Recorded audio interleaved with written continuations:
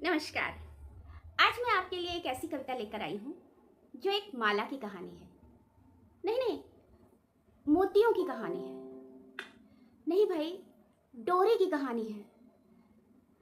उहुं, चलिए छोड़िए, मैं कविता सुनाती हूँ और आप ही डिसाइड कर लिए कि ये किसकी कहानी है। कहीं हमारी आपकी कहानी तो नहीं। तो एक थी माला, एक थी माला। सुंदर सुंदर, प्यारे और चमकीले मोती उसमें थे पले। टंगी थी घर के मंदिर में रखे कान्हा के गले।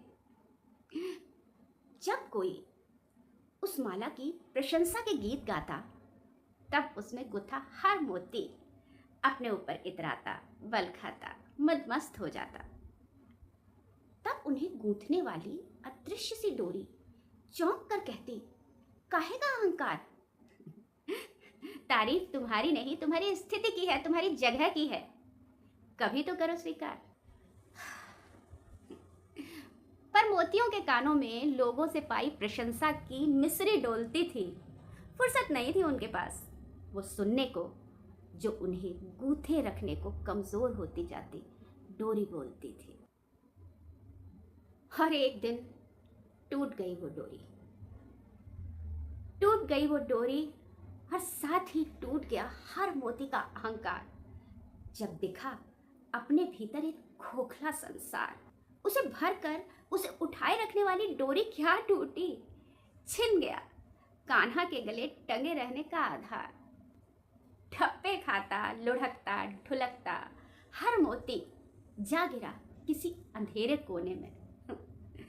तब समझ आया उसका अस्तित्व था डोरी में गुथे होकर माला होने में। डोरी थी तो था कान्हा के गले टंगे रहने का आधार।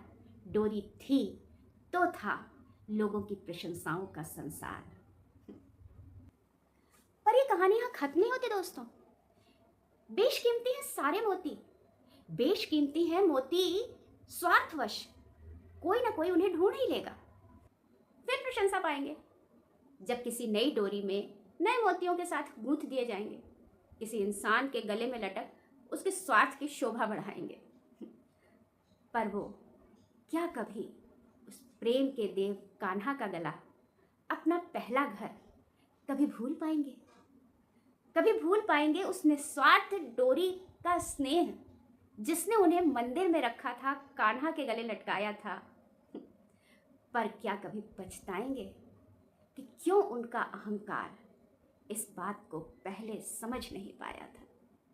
जो सीपी तपस्या कर मोतियों को साथ रखने के लिए डोरी बन सकती थी, वो अपने टूटने के बाद भी मोतियों को कान्हा के गले टंगे रहने का कोई ना कोई समाधान तो बता सकती थी। क्या कभी पछताएंगे कि क्यों उनका अहंकार डोरी के रहते उसे समझ नहीं पाया था? क्यों कभी नहीं सुनी प्रेम से, शांति से, धैर्य से बैठकर डोरी की बात? अगर सुनते तो डोरी उन्हें देती इस राज की सौगात। कोई और नहीं, वो उनकी सीपी थी जो अपने मोतियों संग रहने की चाह में कान्हा से मांग वरदान डोरी बन गई थी। लेकिन अब समझने से भी क्या होगा, क्योंकि डोरी मिट्टी की थी, मिट्टी में मिल मिट्टी बन गई थी।